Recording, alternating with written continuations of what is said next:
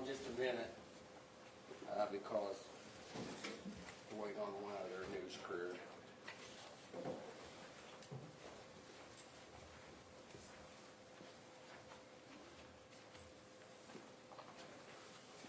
Thanks for coming.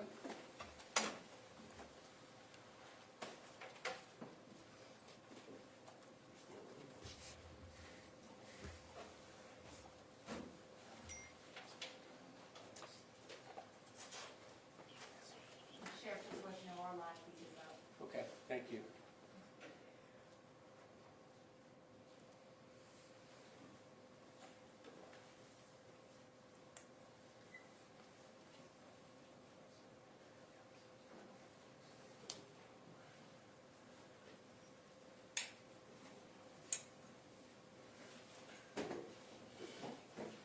Obviously, what I would like to do, well, I'll start off. My name's Matt Myers. I'm Sheriff Bartholomew County. I want to thank you all for coming to this news conference. It's involving, obviously, what we've been dealing with the last several days with Emma Sweet, the young girl that was missing and has been missing for some time. What I'd like to do is just give you a quick rundown on what we've already given and give you the updates on what happened today. And then I have a representative from the state police and from DNR who can ask questions, who you can ask questions to if you feel the need to. Before I start, I will tell you that in the 30 years that I've been involved in law enforcement, I've never seen a group of men and women work as hard as we have to find this young girl for the family. And I can tell you, as far as the sheriff of Bartholomew County, we couldn't have done it without the men that are standing up here next to me and their agencies. They played a vital role in this, and that's what's great about this county. When things like these tragic things happen, we can always depend on these men and women to come and help. So I want to thank these agencies and the volunteer fire departments and everybody else that assisted us with finding Emma. Okay, so let me start off here. It says on November 26, 2021, at approximately 6 o'clock in the morning,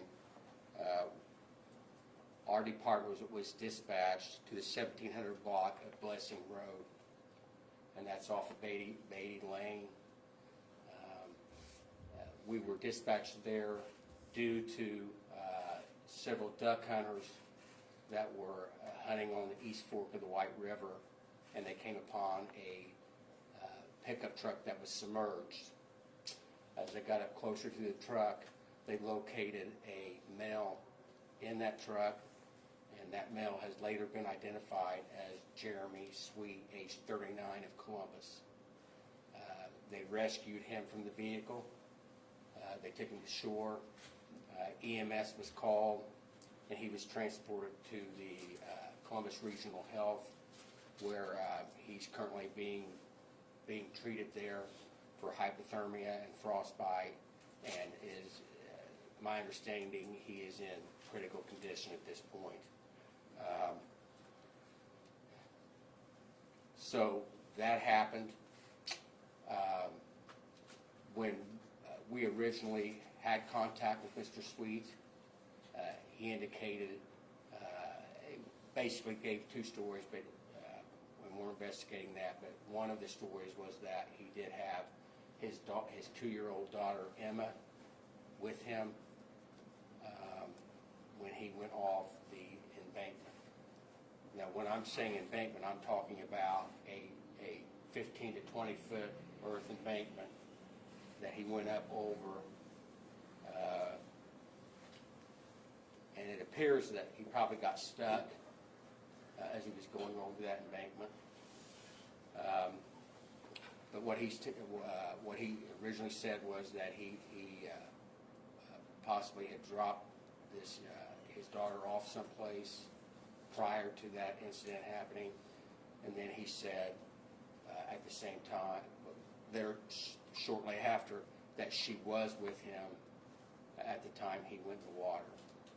So we immediately contacted these agencies and began a search in the river, and I will let them tell you a little more about that. And we also started a ground search just in that immediate area, trying to locate this 2-year-old. Okay, prior to us being called to that scene, the mother had filed a missing persons report on both Emma and Jeremy on Thanksgiving Day. Okay, so Thanksgiving Day they were filed as missing. So the following days when we located them, located Jeremy. So they begin the search. I let you. They can talk more about that in a few minutes. We worked all day. The day after Thanksgiving, trying to locate. We were unable to locate anything. The following day, the divers were able to, and they searched. They searched an area, I'd say 100-foot area around the vehicle, and we were able to get the vehicle out the following day. We did a quick check to see if maybe Emma might be in the vehicle. Obviously, she wasn't, so we have secured that vehicle and are going to obtain a search warrant just to kind of see if there's anything in there that might be useful to our detectives. Shortly after that, Emma's coat was located downstream, and I can't tell you for sure. I think it's probably 2 miles downstream. It was located by some individuals that were walking along the embankment, and our divers, I say our divers, the state police or DNR divers, were able to get that coat and confirm that it was Emma's coat. So our detectives had talked to Jeremy on several different occasions, and he had given conflicted stories. But it made us believe that probably she was in the water with him, because we had also done a ground search of about 25 volunteer firefighters yesterday as well, because we weren't sure if she was in the water or not. And that was again due to the conflicting stories of Mr. Sweet. So the coat was located, and so the next day we come in, we stop at nightfall, and we come in this morning, and we begin the search again. And I promised the family that we would find Emma. And I was confident with the group of men and women that we had out there searching, that we were focused that we would find her if she was in the water. And we got news that earlier that a diver had located her downstream, and so she was. They were able to basically get her out of the water, and she is now with the coroner, Bartholomew County coroner, there at the hospital. I don't want to get into, this is not about Jeremy Sweet today. This is about Emma and us locating this beautiful child and being able to give her back to her family. The family has been excellent to work with. They were down at the scene, and they were, I think it helped them to be able to see what all we were doing. I will tell you that Again, I can't say enough about the agencies that assisted us. We did, just so that you all know, just the resources that we used the last few days. We had drones up. We've had the Indiana State Police helicopter was here on multiple occasions searching. DNR had more DNR people here than I've ever seen. Either the state police divers or the DNR divers were in the water at all times. We had the resources we needed to locate this girl. And although my heart goes out to the family and friends, there's a bit of comfort knowing that we have her now. And I will tell you that this is, in the 30 years of my law enforcement career, this is one of the smoothest operations, but this is one of the hardest operations that I've had to deal with, as far as knowing that that little girl was out there for 2 or 3 days, and we had to locate her. So with that, I'm going to open it up to any questions you all have. I know that the family would like to, there's a spokesman from the family that would like to say a few words, but I think we can wait and make sure we get your questions answered. So if you have a question for either the state police, DNR, or myself, we have divers up here that were actually in the water, and Detective Holderness, who is the lead detective for the sheriff's office. I will tell you that Mr. Sweet, the only thing I will say is that he's currently in the hospital. I did say earlier, not today, but earlier, that they did find a needle on him. And so, paraphernalia, so he has been placed on a 72-hour hold so that we can continue to investigate and get our reports over to the prosecutor's office. So once he leaves the hospital, he'll here at the Bartholomew County Jail. So again, but I would rather make this about Emma than speculate on Jeremy or what his condition was or what he was up to. Okay, so any questions? When you say downstream, about how far? Can you answer that? Okay. So she was located approximately 2.5 miles downstream from where the vehicle was located initially. Sir, could you give your first name? Yes, Captain Jet Quillen, Jetquillen. What emotionally have you guys, all of you all, been out there for the last several days searching for Emma? Obviously, you probably want to, anyone wants to find her alive. Emotionally, physically, has this taken a toll? Was this difficult for you? So I'm Stephen Wheelis. I'm a sergeant with the Indiana State Police out of our sales post. As the sheriff alluded to, first off, our hearts go out to the family that's dealing with that tragedy and the loss that they're going through. But it is a rural area, and we rely on each other in smaller communities for our agencies to all come together when we have an investigation like this, because we need to pull our resources. Like the sheriff said, State Police had divers in the water all 3 days, actually, and 2 of our divers are here today that were in the water all 3 of those days. It's very emotional for those guys. They all have families, and it's hard for us to distance ourselves from that situation when you're dealing with the loss of a child.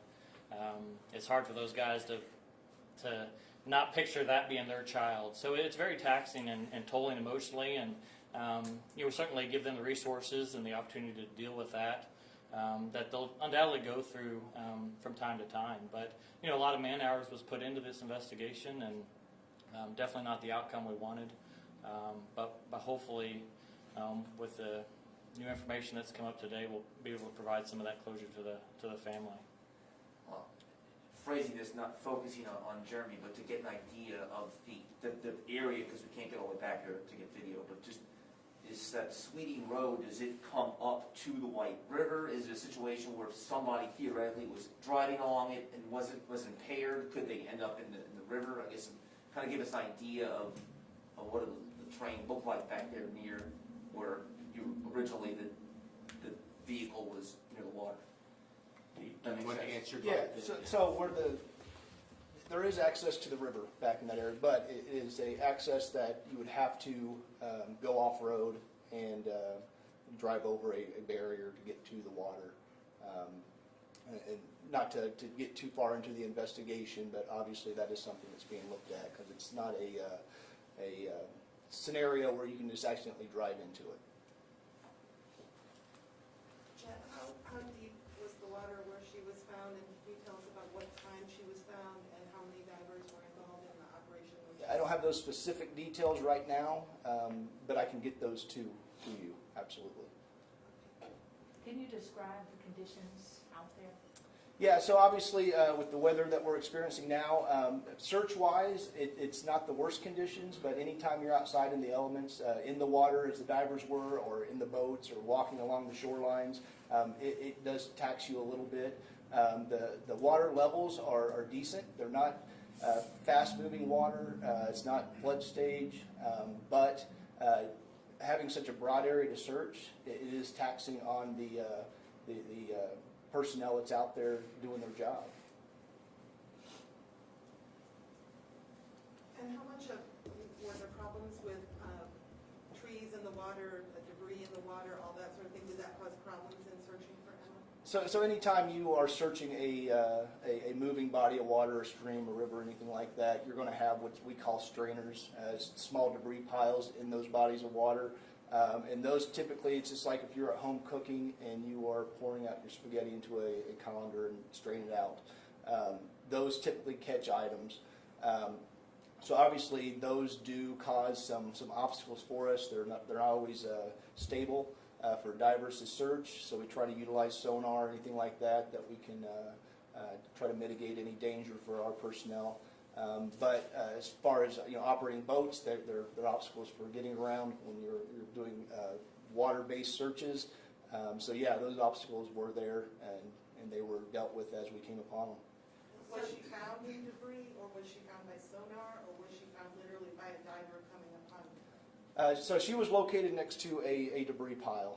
I don't want to get into too many specifics, but yes, she was located next to a debris pile. Yesterday it was believed that the current may have, it caused her jacket to be found where it was yesterday. Was she closer to where her jacket was? She was closer to her jacket than she was to the vehicle, yes. Approximately a half mile.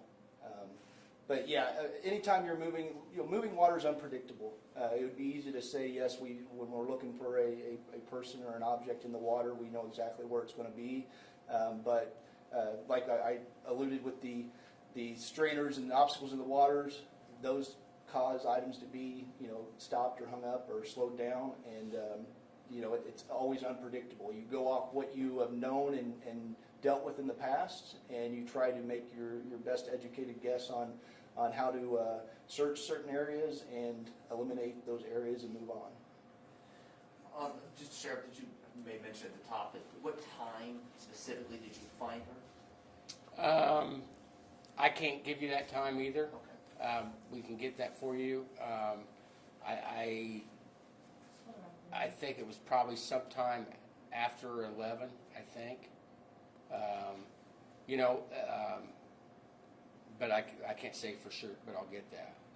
I'll get that for you. But again, I want to restate, and I look at these gentlemen's faces that were out there the whole time, and as a sheriff, I can't get in the water and do everything I want to, but I can't. But to watch these men and women perform the way they did, I just look at them and just shake my head. And that goes for the DNR and the state police, and you got the helicopter flying around, and you got people on the ground searching. And I told the family, I said, you know, I cannot think of anything else that we can do as far as resources. And you know what? That makes me very proud. It's a bittersweet day. And what I mean by that is I'm very proud of the men and women that went out and did what they had to do on a holiday weekend. But my heart goes out to the family. And in fact, we, you know, when they first found out, our chaplains were there and we were able to pray with them. And there were some tears shed. And I'm sure they were shed by not only the family, but some of the first responders. That's just kind of like the sergeant said, this affects all of us. I haven't slept. And the longer this goes, the more pressure we feel because we want closure for the family. And I was starting to feel the pressure because this could have dragged on much longer. But I think because of the efforts that were made by the professionals that were out there, the family didn't have to suffer for weeks. And that, to me, says something. And, you know, you can look at these men, and they do look tired.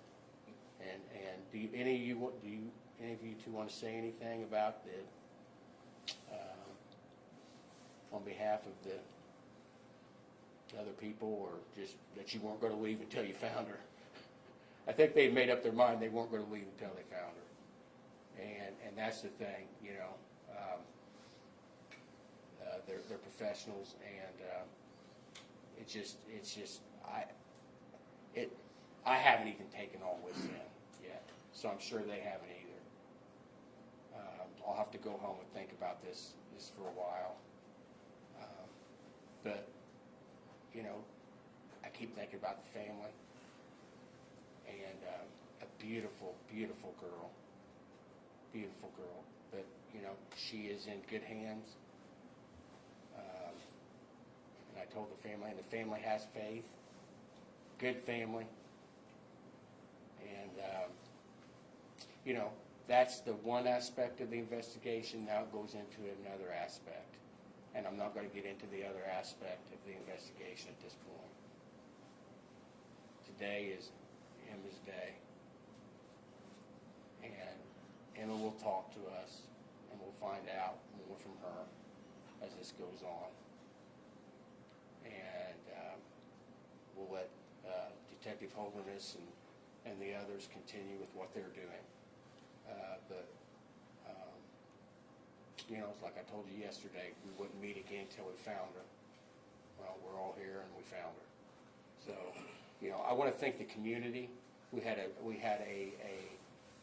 a large group of people want to help. My phone has rang off the hook. My email, I'm sure these guys have had the same thing.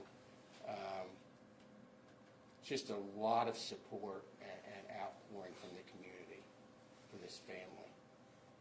We've had people call and want to bring the responders food and water and things like that. So the community's connected to this case. And they, you know, and they wanted to find Emma as well. I would say one thing, and I said it yesterday, and I mean this: social media is a bad thing, and there's a lot of things that are put out on social media that just aren't true. And like any tragic case, people get on and they put out bits and pieces that they may add to, or they may not put exactly what was said, and that does nothing but hurt the family. It hurts the investigation, the first responders, and it hurts the community. So I would again tell people, you know, in Bartholomew County, I'm your sheriff. I would expect for you to get your news from a reliable news source such as you all or the press, don't get it off social media, because a lot of times it's just not true. And people can post whatever they want without their names and all that kind of stuff, and it's just not a bad thing. I mean, pardon me, it is a bad thing. It's a bad thing for the family, and it hurts the family. So please, watch what you put on social media. We're better than this. Have empathy for the family, because they're the ones that have to go through this suffering. And with that, does the family member want to come up and say a few words? And I asked that you not get into a lot about the investigation, but he would just like to speak briefly.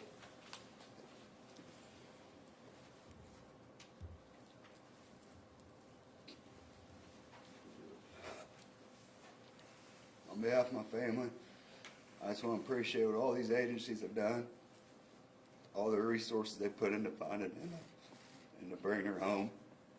The community outlook, we had outpour of love and support we've had from all them. And it all went in hand to bring Emma home. And I just want to thank you all. I want to thank your department. Thank the DNR divers for their constant search, and it was amazing. It was pretty incredible how much effort they put into finding this little girl. And we got her home.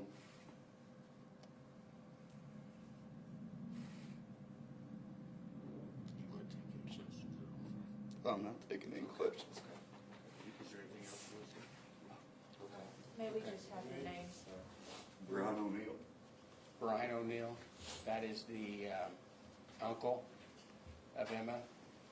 And with that, I think we're gonna be done with the conference.